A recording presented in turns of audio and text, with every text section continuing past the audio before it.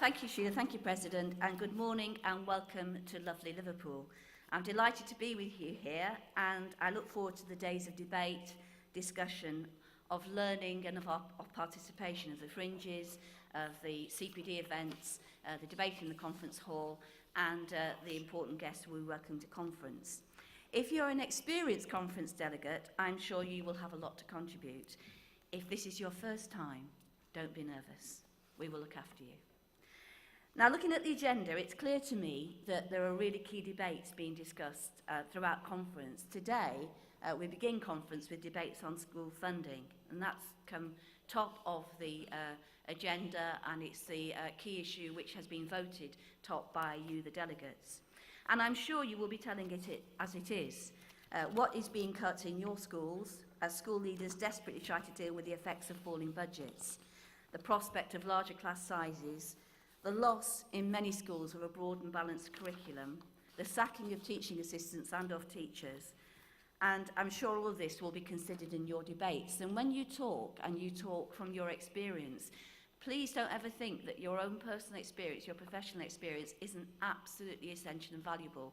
The voices of education professionals are not heard enough in the political and education debate. And one of the great things of conference is you're here and you're able to say, this is what's happening in my school, in my college, in my nursery class, and that is essential. It's essential for me to hear, it's essential for the politicians to hear, it's essential for all those who are interested and have a stakehold in education to hear what you are saying about your experience.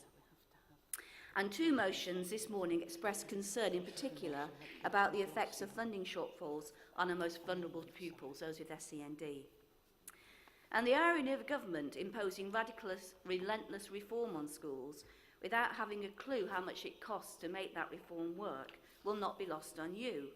In light of the recent National Audit Office report on schools' financial sustainability, which contains what I think is a startling conclusion, this is what the NAO say. The department does not have the assurance that its policies are affordable within current spending plans without adversely affecting educational outcomes. It leaves schools and multi-academy trusts to manage the consequences individually. The funding crisis holds another crisis into view, and for me, this is probably the two key issues that we will be debating this week are funding and workload. Excessive teacher and school leader workload, and that workload then spewing out onto teaching assistants and other education professionals as they take up the slack, which is what the teachers are no longer able to do. And a conference motion recognises and applauds the government's attempt to reduce staff workload, but believes that these will ultimately be as successful as King Nut in holding back the workload tide. And one shocking statistic tells the tale of excessive workload. 52% of teachers in England have less than 10 years professional experience. And there's an exodus from the profession just as teachers gain the experience they need to take on middle and senior management roles in schools. The profession is being hollowed out as teachers, beginning teachers, take on responsibilities for which they neither have the experience nor the professional development to fulfil. And I'll never forget Hugh Tyndall-Jones saying to me about 6 months ago, how can we stop beginning teachers being used as cannon fodder? And I think that's a really key question, and I'm sure those issues will come out in conference. As politicians are very fond of telling us, no education system can exceed the quality of its teachers, and that's very true. But the hard fact of the matter is that unless teachers are professionally cared for and supported to develop their careers, then the current teacher shortage will become a drought. And I think teacher workload and teacher shortages, and the two are inextricably linked, pose the greatest threat to the quality of the education that we are able to provide our pupils. Now, ATL Conference is well known for its wide range of topics and debates. I mean, I think we are pretty unique in the range and the scope of the issues that we discuss.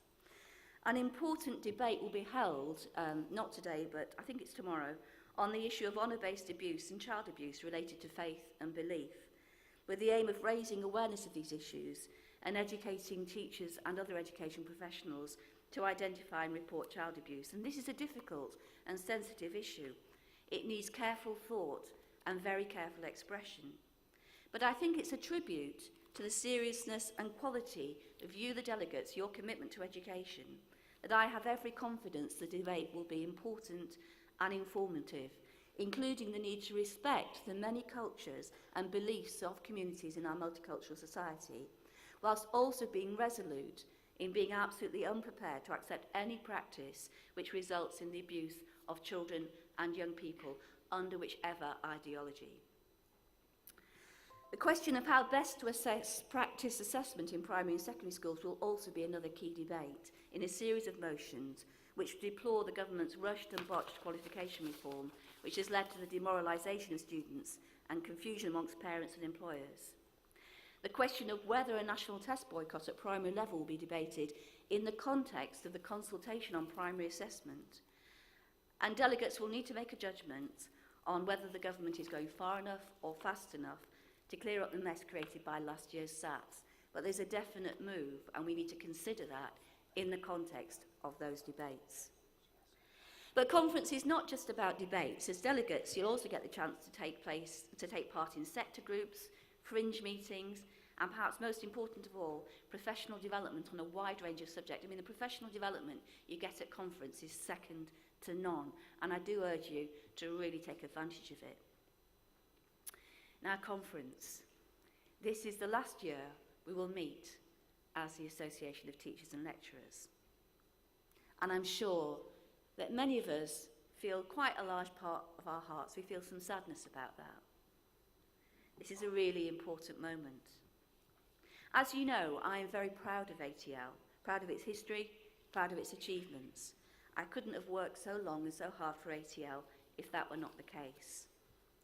But you also know that I and the officers and the executive and the staff and many of you in this hall worked strenuously to secure a new vote to establish a new union with the NUT, the National Education Union. And you will know that we got a strong turnout and a very strong mandate for establishing the NEU. And I did so because I firmly believe that 6 unions working separately and sometimes together can do something, but they can't do enough. They can't do enough to protect and promote the working conditions of educational professionals. They can't do enough to secure effective education policy which will transform and better the lives of the children and young people that we serve. I firmly believe that we are stronger together. And I believe that we have the basis with the NUT through 2 years of negotiations to create a powerful, organising, campaigning, professional union which this government and any future government will simply not be able to ignore. A union with over 450,000 members, the largest education union in Europe, the largest education union in the UK, with a mix of voices, teachers, school leaders, college managers, FE lecturers, support staff, working in different sectors, in the state sector and in the independent sector. It's that powerful range of voices which ATL will bring to the union, which will be such a boon for it. And I want our voices to be heard, and I want your voices to be heard in the new union.